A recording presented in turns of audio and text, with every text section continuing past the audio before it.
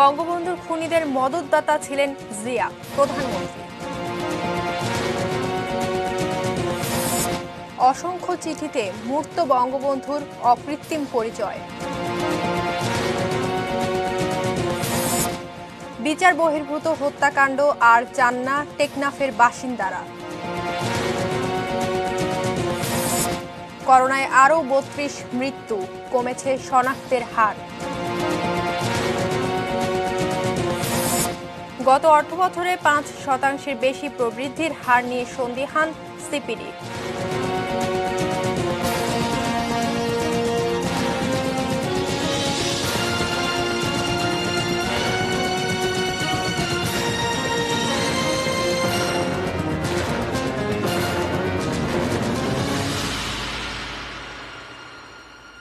এটি নিউজ দেখছেন, ৮টা নিউজ আওয়ারের সঙ্গে আছি আমি মিহসাবিন মুনিয়া। শিরোনামগুলো শুনছিলেন।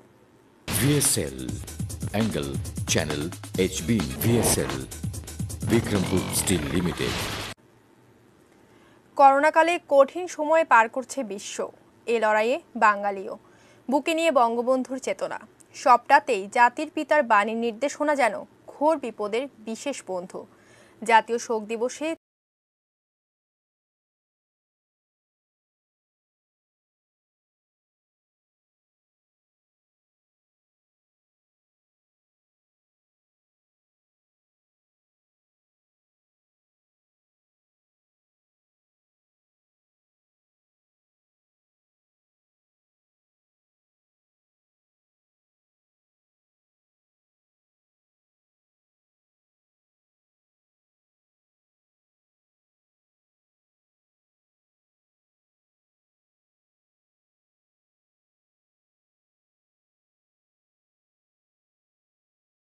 সারাদিন শুধু এটি নিউজে।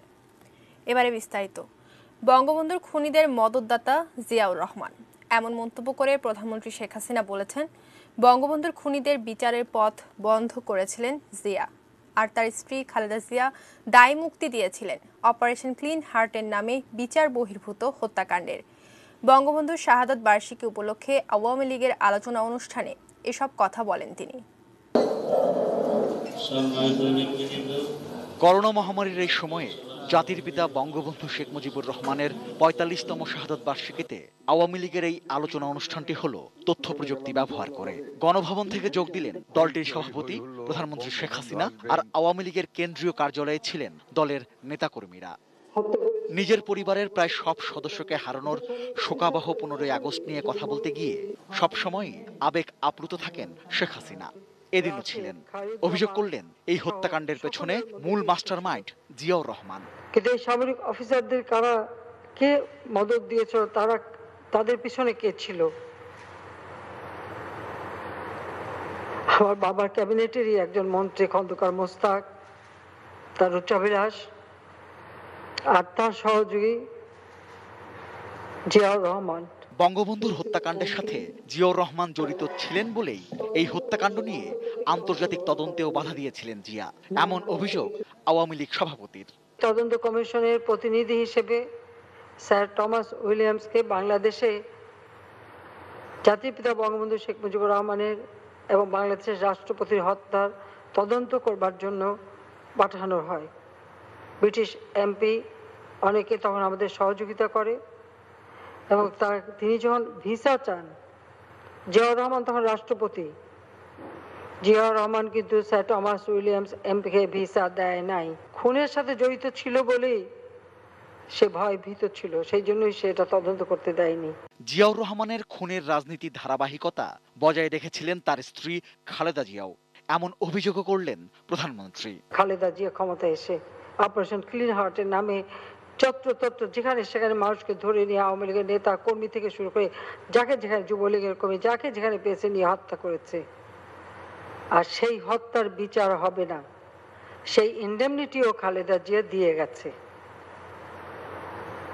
তার স্বামী যা করেছে, জাতির পিতা বঙ্গবন্ধু শেখ মুজিবের হত্যাকারী তাদের ইন্ডেমনিটি, আর সে এসে নির্বিচারে মানুষ হত্যা করে তাদের ইন্ডেমনিটি দিয়ে গেছে। করোনার সময়ে মানুষের পাশে দাঁড়ানোয় দলের নেতাকর্মীদের সাধুবাদ দিয়ে শেখ হাসিনা বললেন, বঙ্গবন্ধুর স্বপ্নের সোনার বাংলা গড়ার শপথই হতে পারে তার শাহাদত বার্ষিকীতে তাকে সম্মান জানানোর সবচেয়ে ভালো উপায়। যে পিতা, তোমাকে কথা দিলাম, তোমার বাংলার দুঃখী মানুষের মুখে আমরা হাসি ফোটাবো, এই বাংলা বিশ্বের বুকে মাথা উঁচু করে চলবে।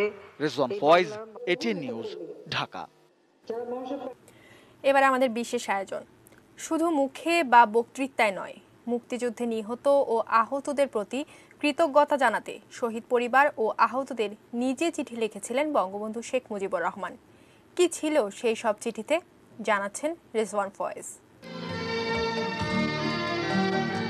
1972 সদ্য স্বাধীন বাংলাদেশের হাল ধরেছেন বঙ্গবন্ধু শেখ মুজিবুর রহমান। যুদ্ধবিধ্বস্ত দেশটি নতুন করে গড়ে তোলায় মন দিয়েছেন তিনি। 30 লক্ষ শহীদের রক্তের বিনিময়ে যে লাল সবুজ স্বাধীনতা, সেই শহীদদের প্রতি কৃতজ্ঞতা জানাতে প্রধানমন্ত্রী শেখ মুজিবুর রহমান সিদ্ধান্ত নিলেন প্রতিটি শহীদ পরিবারকে ব্যক্তিগতভাবে চিঠি লেখার। শুধু চিঠি নয়, 2000 টাকার একটি চেকও পৌঁছে যায় শহীদ পরিবারগুলোর কাছে। প্রিয় ভাই ও বোন, আমাদের স্বাধীনতা সংগ্রামে আপনার সুযোগ্য পুত্র, পিতা, স্বামী, মা বা স্ত্রী আত্মোৎসর্গ করেছেন। আপনাকে আমি গভীর দুঃখের সাথে জানাচ্ছি আমার আন্তরিক সমবেদনা। আপনার শোক সন্তপ্ত পরিবারের প্রতিও রইল আমার প্রাণ ঢালা সহানুভূতি। এমন নিঃস্বার্থ মহান দেশপ্রেমিকের পিতা, পুত্র, স্বামী, মা বা স্ত্রী হওয়ার গৌরব লাভ করে সত্যি আপনি ধন্য হয়েছেন। প্রধানমন্ত্রীর ত্রাণ ও কল্যাণ তহবিল থেকে আপনার পরিবারের সাহায্যার্থে আপনার সংশ্লিষ্ট মহকুমা প্রশাসকের নিকট 2000 টাকার চেক প্রেরিত হল। আমার প্রাণ ভরা ভালোবাসা ও শুভেচ্ছা নিন, শেখ মুজিব। একটা চিঠি দিল শেখ সাহেব, আমরা শেখ সাহেব চিঠিটা দিলে পরে চিঠি পাইয়া আমার মারে দেখাইলাম, খুব আনন্দ হইলাম। চিঠির সাথে 2000 টাকাও পাইলাম, খুব আনন্দ হয়েছে। যে কষ্ট করছিলাম আল্লাহ দিলে কষ্ট আমরা মলুম হয়েছে, খুব আনন্দ হয়েছে 2000 টাকা পাইয়া। 72 থেকে 75 পর্যন্ত প্রায় 12.5 লাখ পরিবারের কাছে পৌঁছেছিল জাতির জনকের এই কৃতজ্ঞতার স্মারক। প্রস্তুত ছিল আরো লাখ লাখ চিঠি। তবে বঙ্গবন্ধুর হত্যাকাণ্ডের পর শহীদ পরিবারগুলোর কাছে সেগুলো আর পৌঁছায়নি। শুধু শহীদ পরিবার নয়, বঙ্গবন্ধু চিঠি লিখেছিলেন মুক্তিযুদ্ধে আহতদের কাছেও। সঙ্গে ছিল 1000 টাকার একটি চেক। প্রিয় বোন ও ভাই, আপনি দেশপ্রেমের সুমহান আদর্শ ও প্রেরণায় উদ্বুদ্ধ হয়ে দেশমাতৃকার মুক্তি সংগ্রামে সক্রিয়ভাবে অংশগ্রহণ করে পাক হানাদার দস্যু বাহিনীর হাতে গুরুতরভাবে আহত হয়েছেন। এই দুঃসাহসিক ঝুঁকি নেওয়ার জন্য আপনাকে জানাচ্ছি আন্তরিক ধন্যবাদ ও কৃতজ্ঞতা। আপনার মতো নিঃস্বার্থ দেশপ্রেমিক বীর সন্তানরাই উত্তরকালে আমাদের স্বাধীনতা ও সার্বভৌমত্বের নিশ্চয়তায় এক অত্যুজ্জ্বল আদর্শ হিসেবে প্রেরণা যোগাবে। প্রধানমন্ত্রীর ত্রাণ ও কল্যাণ তহবিল থেকে আপনার ও আপনার পরিবারের উপকারার্থে আপনার সংশ্লিষ্ট মহকুমা প্রশাসকের নিকট 1000 টাকার চেক প্রেরিত হল। আমার প্রাণ ভরা ভালোবাসা ও সংগ্রামে অভিনন্দন নিন, শেখ মুজিব। সপরিবারে বঙ্গবন্ধুর হত্যাকাণ্ডের পর বন্ধ হয়ে যায় মুক্তিযুদ্ধ আর মুক্তিযোদ্ধাদের সম্মান জানানোর এমন নানা উদ্যোগ।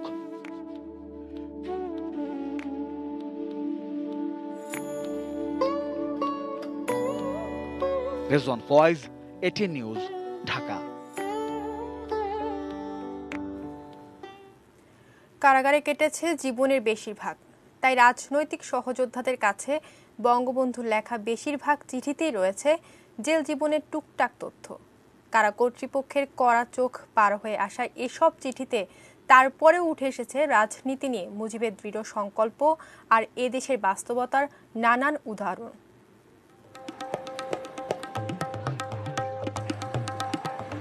রাষ্ট্রভাষা বাংলার দাবিতে যখন উত্তাল চারদিক, তখন বারবার গ্রেপ্তার করা হচ্ছিল ছাত্রলীগের প্রতিষ্ঠাতা শেখ মুজিবুর রহমানকে।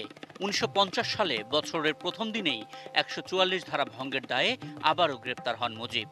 সেবার টানা 787 দিন জেল খেটে 52 সালের 26 ফেব্রুয়ারি মুক্তি পান তিনি। 50 সালের 21 ডিসেম্বর ফরিদপুর কারাগার থেকে রাজনৈতিক গুরু হোসেন শহীদ সোহরাওয়ার্দীকে চিঠি লেখেন বঙ্গবন্ধু। ইংরেজিতে লেখা সেই চিঠিতে পাকিস্তানি বাহিনীর অত্যাচারের বর্ণনা দিতে গিয়ে শেখ মুজিব লেখেন, প্রতিটি বড় অর্জনের পেছনে বড় আত্মত্যাগ লাগে। মুজিব লেখেন, আল্লাহর থেকে কেউ শক্তিশালী না। ৫১ সালের মাঝামাঝিতে কারাগারে অসুস্থ হয়ে পড়লে মুজিবকে আনা হয় ঢাকা কারাগারে। সেখান থেকে আওয়ামী মুসলিম লীগের সাধারণ সম্পাদক শামসুল হককে মুজিব লেখেন, তিনি মরতে পারেন না, এখনো বহু কাজ বাকি। ৫১-র ১২ সেপ্টেম্বর ওই চিঠিতে শেখ মুজিব লেখেন, খোদা যাকে না মারেন মানুষ তাকে মারতে পারে না। ৬৯-এর গণ অভ্যুত্থানের সময় মাওলানা ভাসানীকে চিঠিতে বঙ্গবন্ধু লিখেছিলেন, দেশ আজ এক মহাবিপদের সম্মুখীন।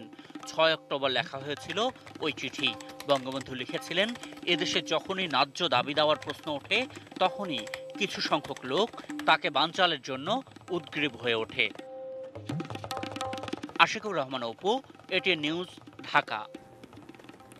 বাংলাদেশের মহান স্বাধীনতা যুদ্ধের সরাসরি বিরোধিতাকারী, গণহত্যার ও নৃশংসতার অন্যতম নাটের গুরু ছিলেন যুক্তরাষ্ট্রের তৎকালীন রাষ্ট্রপতি রিচার্ড নিক্সন। স্বাধীনতার পর সেই নিক্সনকেই বাংলায় চিঠি লিখেছিলেন বঙ্গবন্ধু শেখ মুজিবুর রহমান। কূটনৈতিক শিষ্টাচার রক্ষায় চিঠির ইংরেজি অনুবাদও পাঠিয়েছিলেন। কি ছিল সেই চিঠিতে, জানাচ্ছেন আরাফাত সিদ্দিকী। বিশ্ব মোড়লদের প্রবল বিরোধিতার পরেও বঙ্গবন্ধু স্বাধীন করেছিলেন বিশ্বের একমাত্র ভাষাভিত্তিক রাষ্ট্র বাংলাদেশকে।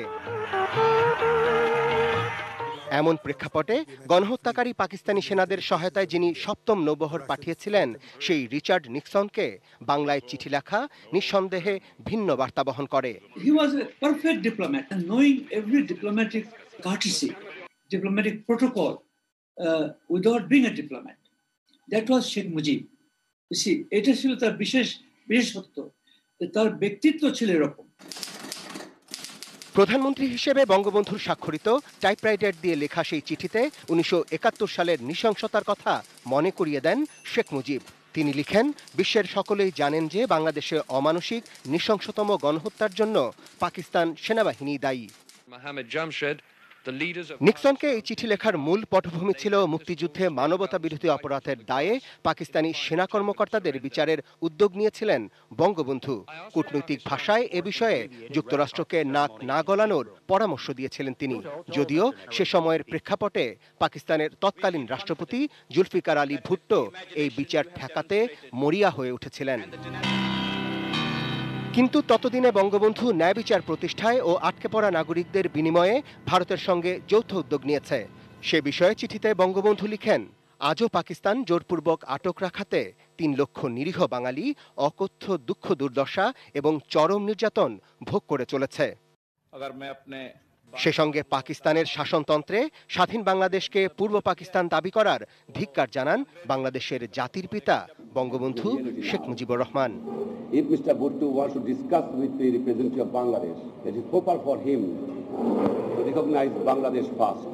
Arafat Siddiqui, ATN news, Dhaka. I can tell you. অন্যান্য খবর, ২১ আগস্ট গ্রেনেড হামলা মামলার ডেথ রেফারেন্স ও আপিল শুনানির জন্য পেপারবুক বিজি প্রেস থেকে সুপ্রিম কোর্টে এসেছে। রোববার সুপ্রিম কোর্টের মুখপাত্র ও হাইকোর্ট বিভাগের স্পেশাল অফিসার মোহাম্মদ সাইফুর রহমান এ তথ্য নিশ্চিত করেছেন। ২০১৮ সালের ১০ অক্টোবর বহুল আলোচিত ২১ আগস্ট গ্রেনেড হামলা ও হত্যা মামলায় সাবেক স্বরাষ্ট্র প্রতিমন্ত্রী লুৎফুজ্জামান বাবর ও সাবেক উপমন্ত্রী আব্দুস সালাম পিন্টু সহ ১৯ জনকে ফাঁসি ও বিএনপির senior vice chairman Tarique Rahman, Begum Khaleda জিয়ার রাজনৈতিক সচিব হারিস চৌধুরী সহ ১৯ জনকে যাবজ্জীবন কারাদণ্ড দেন বিচারিক আদালত। পরে ২ মামলার রায়সহ প্রায় ৩৭,৫০০ পাতার নথি ওই বছরের ২৭ নভেম্বর হাইকোর্টের সংশ্লিষ্ট শাখায় পৌঁছায়। পেপারবুক তৈরির নির্দেশ দেন হাইকোর্ট। সেই আদেশের ধারাবাহিকতায় এই পেপারবুক প্রস্তুতি শেষ হলো। এখন নিয়ম অনুসারে পেপারবুকের উপর এই মামলার শুনানি শুরু হবে।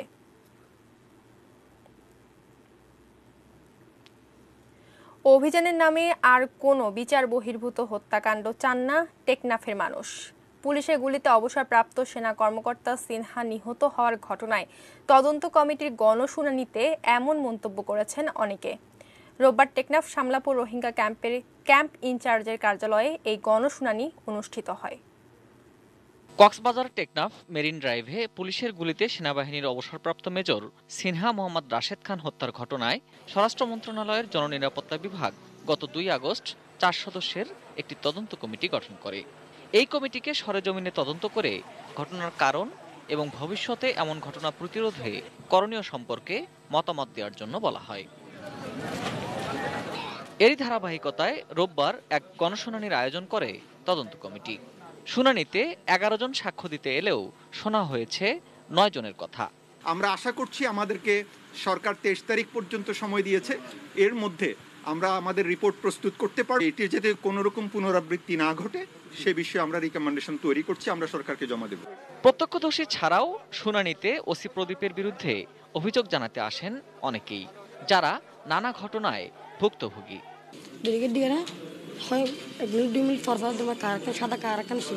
সাদা কারে না সমতার আর তোলার পরে বলে যে বসো, তো বসতে বললে আর সামনের দিকে গিয়া আরো দুটা মাটির দিকে দিয়া হাত তুলে রয়েছে, তখন ফরফরি করছে ওনারে। প্রতীক বাবু ফকুরুল আর গরগাম ফুরা দিবে লাগে সৈদার আর এলাকার 10 লক্ষ টিয়া চাই আতি এখন বাজে আই এটিয়া হড়বাইম আইন দিম কত আই দেব দুয়া ফান বিয়ার সুয়ারি বিয়ার গুরি দুয়া বাদ খাই দেওয়া দি এখন যখন ন পারি তারপরে আর গরগাম ফুরা দিবে লাগে। মাদক বিরোধী অভিযানের নামে বন্দুকযুদ্ধে গত কয়েক বছরে অনেক নিরীহ মানুষ হত্যা করা হয়েছে। এমন ঘটনা আর চান না টেকনাফের মানুষ। আদালত আছে, আদালতের মাধ্যমে ফাঁসি দেওয়ার ব্যবস্থা আছে, যাবজ্জীবনের ব্যবস্থা আছে, ওখানে এটা আইনি প্রক্রিয়ার মাধ্যমে করাই, এটা সাধারণ জনগণ এটা বাপটা দেখা যায়। Ferdous Rahman, ATN news. জানাবো দেশের করোনা পরিস্থিতির খবর। দেশে করোনা শনাক্তের হার কমেছে আজ। গড়ে যেখানে শনাক্তের হার ছিল 20.46%, সেখানে গত 24 ঘন্টায় শনাক্ত হয়েছে 20.20%। এ সময় দেশে মারা গেছেন আরও 32 জন। এ নিয়ে মোট মৃত্যু হল 3657 জনের। নতুন শনাক্ত হয়েছেন 2024 জন। করোনা পরিস্থিতি নিয়ে নিয়মিত সংবাদ বিজ্ঞপ্তিতে এ তথ্য জানায় স্বাস্থ্য অধিদপ্তর। গত 24 ঘন্টায় সারা দেশে 87টি ল্যাবে 10,018 জনের নমুনা পরীক্ষা করা হয়েছে। এই সময় নতুন শনাক্ত হয়েছেন 2024 জন। এ পর্যন্ত মোট শনাক্ত 2,76,549 জন। সবশেষ 24 ঘন্টায় 1,315 জনকে নিয়ে মোট সুস্থ হওয়া রোগীর সংখ্যা 1,58,950 জন। আর এ পর্যন্ত মোট নমুনা পরীক্ষা করা হয়েছে 13,51,666 জনের। সরকারের দেয়া গত অর্থ বছরে 5.24% জিডিপি প্রবৃদ্ধির হিসাব প্রশ্নবিদ্ধ বলে মনে করে centre for policy dialogue CPD. সকালে অনলাইন সংবাদ সম্মেলনে সিপিডি আরও জানায়, প্রবৃদ্ধির হার হিসাব করার সময় করোনা মহামারীর 3 মাসের প্রভাব আমলে নেওয়া হয়নি। পরিসংখ্যান ব্যুরোর করা প্রবৃদ্ধির হিসাব পদ্ধতিতে দুর্বলতা আছে বলে মনে করছে তারা। বলছে 9 মাসের তথ্য উপাত্ত ধরে 1 বছরে প্রবৃদ্ধি হিসাব করা হয়েছে কিনা সেটি নিশ্চিত নয়। করোনাকালীন প্রথম 3 মাসের কতটা প্রভাব অর্থনীতিতে পড়েছে সেটিও হিসাবে আসেনি বলে মনে করছে সংস্থাটি।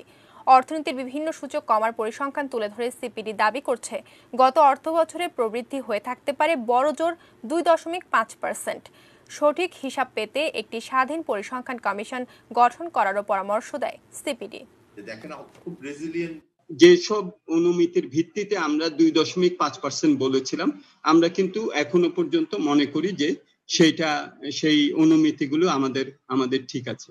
বিবিএস এরটা যদি ধরি, আমি সাধারণভাবে যদি বলি যে বিবিএস এর যদি সারা বছরের এটা 5.2% যদি হয়, তার মানে প্রথম 9 মাসে প্রবৃদ্ধি হয়েছে হলো আমাদের 11%। পত্রপত্রিকায় এসেছে যে 9 মাসের প্রথম অর্থ বছরের প্রথম 9 মাসের তথ্যের ভিত্তিতে এই জিডিপির হিসাবটি করা হয়েছে। সেটি যদি হয়ে থাকে তাহলে তো স্বাভাবিকভাবে এখানে করোনার প্রভাবটা অন্তর্ভুক্ত করা হয়নি। আর যদি করোনার প্রভাব অন্তর্ভুক্ত করে 12 মাসের হিসাবটাও করা হয়, তাহলেও আমাদের কাছে মনে হচ্ছে যে এখানে অসঙ্গতি রয়েছে। এবং 8টা নিউজ আওয়ারের সময় হলো 22টি বিরতি নিয়ে, আর বিরতির পর যা থাকছে।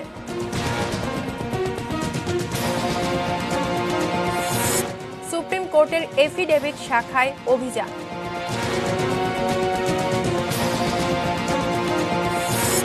মহানুভব ভিক্ষুক নাজিমুদ্দিন উপহার পেলেন বাড়ি।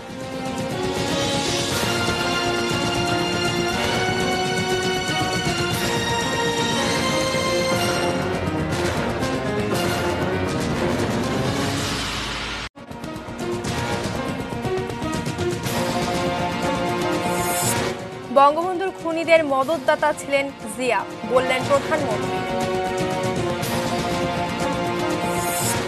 অসংখ্য চিঠিতে মূর্ত বঙ্গবন্ধুর অকৃত্রিম পরিচয়।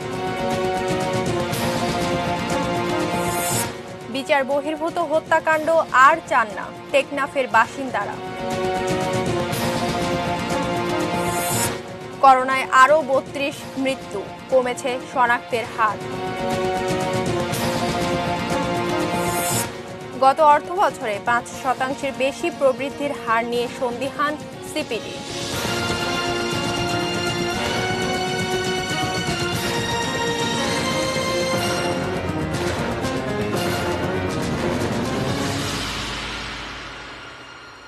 বিরতির পর আবার আমন্ত্রণ জানাচ্ছি ৮টা নিউজ আওয়ারে। ধন্যবাদ সঙ্গে থাকার জন্য।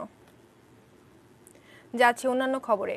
সুপ্রিম কোর্টের এফিডেভিট শাখায় দুর্নীতি অনিয়মের বিরুদ্ধে অভিযানে ৪৩ কর্মকর্তা কর্মচারীকে আটক করা হয়েছে।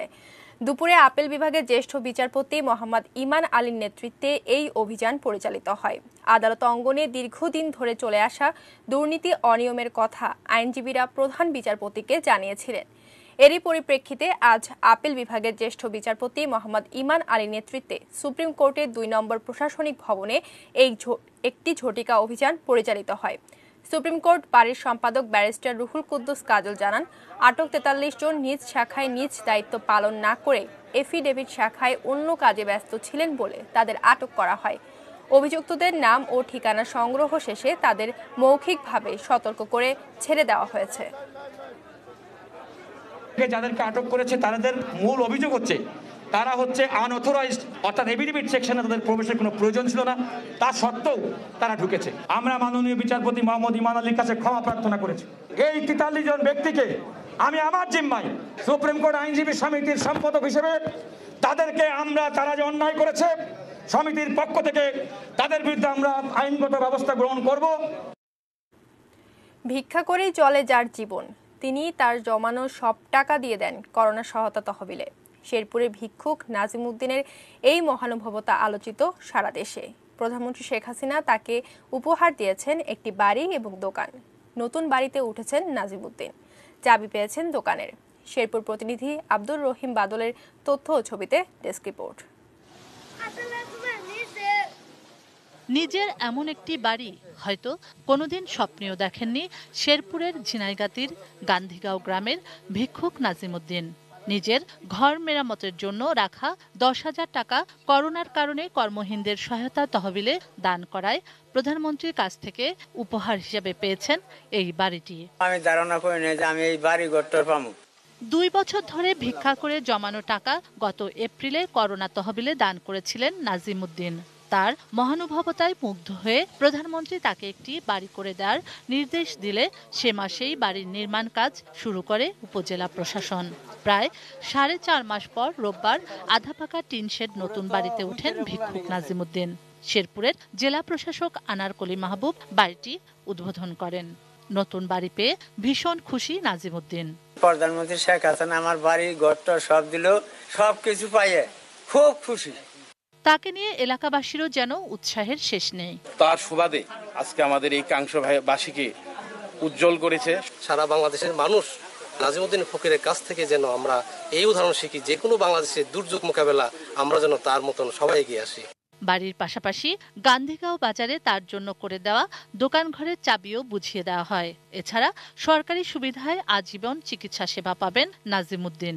মাননীয় প্রধানমন্ত্রী আমাদেরকে ৩ লক্ষ টাকা দিয়েছেন এবং তিনি সবসময় খবর নিয়েছেন। এই বাসাটা আমরা এখন মাননীয় প্রধানমন্ত্রীর ব্যক্তিগত তহবিল থেকে টাকাটা দেওয়া হচ্ছে। প্রধানমন্ত্রীর প্রতি অশেষ কৃতজ্ঞতা জানিয়েছেন নাজিমুদ্দিন। একই সঙ্গে প্রধানমন্ত্রীর সাথে দেখা করে সালাম করার ইচ্ছের কথা জানান তিনি। আল্লাহ প্রধানমন্ত্রীর কাছে আমার দেখা করাও, তার পা দুটো দিয়ে আমি সালাম করব। শুক্লা সরকার, ডেস্ক রিপোর্ট, এটিএন নিউজ। বিমান বাংলাদেশ এয়ারলাইন্সের ঢাকা দুবাই এবং ঢাকা আবুধাবি রুটে যেসব যাত্রী আগে ফিরতি টিকিট কেটেও করোনা ভাইরাসের কারণে যেতে পারেননি তাদের টিকিট আগে দেয়া হবে। ফিরতি টিকিট রিইস্যুর জন্য কোনো যাত্রীকে অতিরিক্ত টাকা দিতে হবে না। রোববার বেসামরিক বিমান পরিবহন ও পর্যটন মন্ত্রণালয় এক সংবাদ বিজ্ঞপ্তিতে আরও জানিয়েছে, আগের ফিরতি টিকিট রিইস্যু শেষ হওয়ার পরই কেবল নতুন টিকিট বিক্রি শুরু হবে। এছাড়া আবুধাবি রুটের সেপ্টেম্বর মাসের শিডিউল আবুধাবি কর্তৃপক্ষ অনুমোদন দেওয়ার পর সেপ্টেম্বরের টিকিট বিক্রি শুরু হবে। বিমান বাংলাদেশ এয়ারলাইন্স বর্তমানে প্রতি সপ্তাহে ঢাকা আবুধাবি ঢাকা রুটে 6টি, ঢাকা দুবাই ঢাকা রুটে 7টি, ঢাকা লন্ডন ঢাকা রুটে 1টি, ঢাকা কুয়ালালামপুর ঢাকা রুটে 2টি, ঢাকা গুয়াংজু ঢাকা রুটে 2টি ও ঢাকা হংকং ঢাকা রুটে 2টি ফ্লাইট পরিচালনা করছে। করোনার কারণে স্বাস্থ্যবিধি অনুসরণ করে বিমানে ফ্লাইট পরিচালনার বাধ্যবাধকতা রয়েছে জানিয়ে কেন টিকিট বিক্রি করা যাচ্ছে না বিজ্ঞপ্তিতে তারও ব্যাখ্যা দেওয়া হয়েছে। যাত্রী সেবায় যুক্ত হলো আরও 13 জোড়া ট্রেন, যার মধ্যে 12 জোড়া আন্তনগর এবং 1 জোড়া কমিউটার। এ নিয়ে করোনা পরিস্থিতিতে চালু ট্রেনের সংখ্যা 30 জোড়ায় দাঁড়ালো। সকালে কমলাপুর রেলওয়ে স্টেশনে যাত্রী সেবা পর্যবেক্ষণে গিয়ে রেলমন্ত্রী নুরুল ইসলাম সুজন জানান, পর্যায়ক্রমে সব আন্তনগর ট্রেনই চালু করা হবে। সরকার নির্ধারিত স্বাস্থ্যবিধি মেনেই ট্রেনে যাত্রী পরিবহন হচ্ছে বলে দাবি করেন তিনি। এদিকে কালোবাজারি ঠেকাতে আজ থেকে শুরু হয়েছে টিকিট যার ভ্রমণ তার কর্মসূচি। এর ফলে জাতীয় পরিচয়পত্রের নম্বর দিয়ে অনলাইনে টিকিট কিনতে হবে। প্রত্যেক আইডির বিপরীতে মিলবে একটি করে টিকিট। রাজশাহীর চারঘাটে কার্টুন দেখানোর প্রলোভন দেখিয়ে 5 বছর বয়সী 2 শিশুকে ধর্ষণের অভিযোগ উঠেছে প্রান্তিক নামের রাজমিস্ত্রির সহকারীর বিরুদ্ধে। শিশু দুটি সম্পর্কে তার চাচাতো বোন। ঘটনার পর থেকে ধর্ষক প্রান্তিক পলাতক। শনিবার দুপুরের এ ঘটনায় চারঘাট থানায় মামলা করেছেন এক শিশুর পিতা। ওসি সমিত কুমার কুণ্ড জানান, শনিবার দুপুরে গোপালপুর এলাকার মৃত আবু আলীর ছেলে প্রান্তিক প্রতিবেশী 5 বছর বয়সী 2 শিশুকে টিভিতে কার্টুন দেখানোর প্রলোভন দেখিয়ে তার নিজ ঘরে ডেকে নেয়। এরপর শিশু দুটিকে ঘরে আটকে ধর্ষণ করে প্রান্তিক। শিশুদের চিৎকার শুনে প্রতিবেশীরা তাদের উদ্ধার করে চারঘাট উপজেলা স্বাস্থ্য কমপ্লেক্সে নিয়ে যায়। তাদের অবস্থা আশঙ্কাজনক হলে দুজনকেই আজ সকালে রাজশাহী মেডিকেল কলেজ হাসপাতালে পাঠানো হয়। আসামি প্রান্তিককে গ্রেফতারের চেষ্টা চালাচ্ছে police.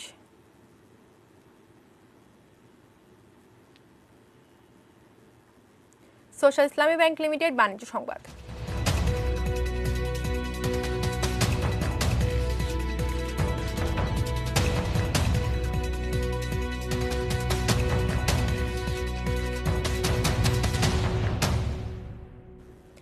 Bangladesh jute mills corporation বিজেএমসির কাছে 265 কোটি টাকা পাওনা আদায়ে প্রধানমন্ত্রীর হস্তক্ষেপ চেয়েছেন বাংলাদেশ পাট ব্যবসায়ী সমিতি। সকালে জাতীয় প্রেস ক্লাবে সংবাদ সম্মেলনে সমিতির নেতারা এই দাবি জানান। রাষ্ট্রায়ত্ত পাটকলগুলোর কাছে 2016-17 অর্থবছর থেকে 2019-20 অর্থবছর পর্যন্ত পাট সরবরাহ বাবদ দেশের প্রান্তিক চাষি ও ব্যবসায়ীদের প্রায় 265 কোটি টাকা বকেয়া রয়েছে বলেও জানান তারা। এরই মধ্যে বিভিন্ন কারখানা বন্ধ হয়ে যাওয়ায় ব্যবসা ও পুঁজি হারিয়ে সর্বশান্ত এ পেশায় জড়িত 4 কোটি মানুষ বারবার বকেয়া পরিশোধের দাবি তুলেও প্রতিকার পাননি বলে অভিযোগ তাদের।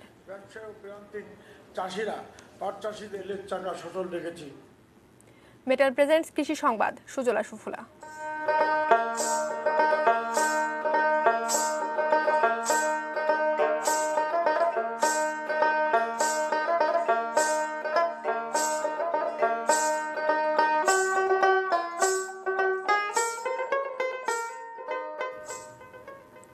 অতিবৃষ্টি ও প্রতিকূল আবহাওয়ার কারণে ফলন ও দাম নিয়ে দুশ্চিন্তায় পড়েছেন পাবনার পাট চাষিরা। কৃষি বিভাগের তথ্য অনুযায়ী চলতি মৌসুমে জেলায় 44,254 হেক্টর লক্ষ্যমাত্রার বিপরীতে পাটের আবাদ হয়েছে 44,245 হেক্টর জমিতে। স্থানীয় পাট ব্যবসায়ীরা জানিয়েছেন, সরকার বাংলাদেশ পাটকল কর্পোরেশন বিজেএমসি নিয়ন্ত্রিত পাটকল বন্ধ ঘোষণা করায় পাওনা পাচ্ছেন না তারা। পুঁজির অভাবে ব্যবসায়ীরা পাট কিনতে না পারায় ন্যায্য মূল্য থেকে বঞ্চিত হচ্ছে চাষিরাও। ফলে পাট চাষে নিরুৎসাহিত হচ্ছেন অনেকেই। দেরিতে চাষ ও আগাম পাট কাটায় ফলন কম হয়েছে উল্লেখ করে বাজার মূল্য বৃদ্ধির আশার কথা জানিয়েছে জেলা কৃষি দপ্তর।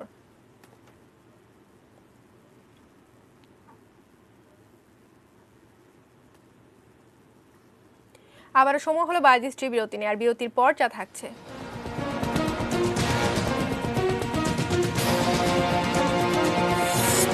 স্নোডেনকে ক্ষমা করার চিন্তা ট্রাম্পের।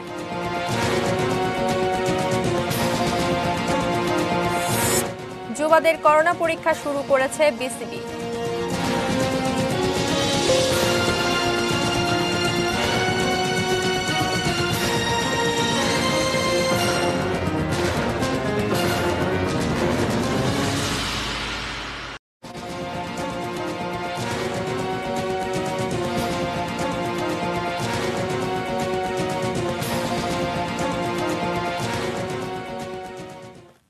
বিরতির পর আরেকবার আমন্ত্রণ জানাচ্ছি ৮টা নিউজ আওয়ারে। ধন্যবাদ সঙ্গে থাকার জন্য।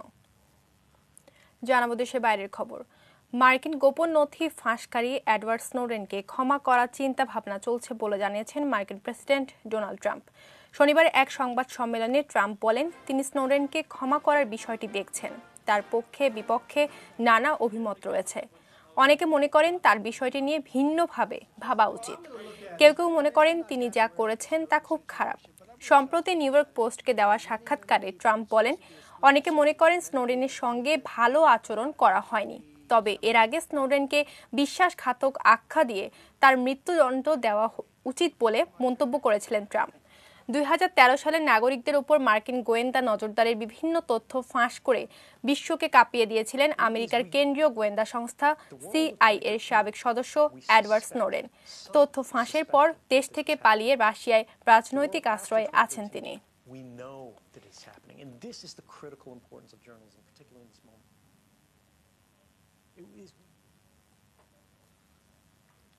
Clemon sports news.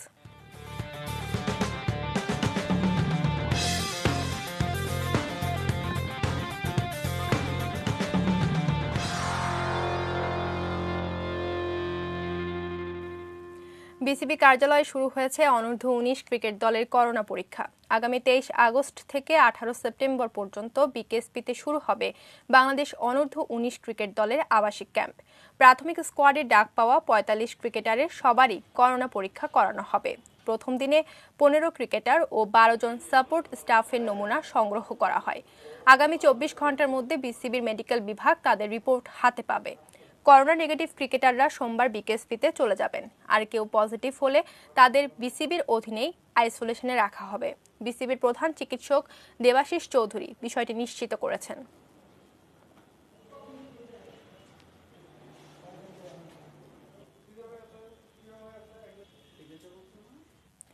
শেষ করবো ৮টা নিউজ আওয়ার, তবে তার আগে এক নজরে সংবাদ শিরোনামগুলো জানিয়ে দিচ্ছে আরো একবার।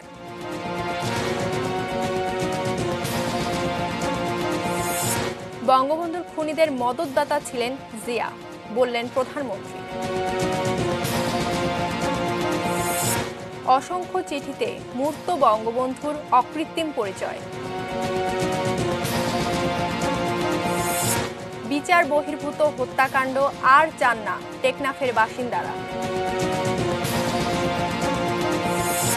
করোনায় আরও 32 মৃত্যু, কমেছে শনাক্তের হার। গত অর্থবছরে 5% বেশি প্রবৃদ্ধির হার নিয়ে সন্দিহান সিপিডির।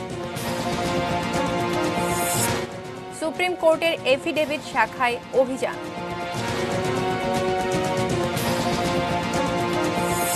মহানুভব ভিক্ষুক নাজিমুদ্দিন উপহার পেলেন বাড়ি।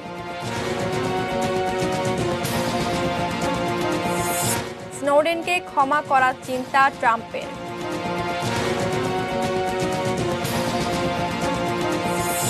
যুবাদের করোনা পরীক্ষা শুরু করেছে বিসিবি।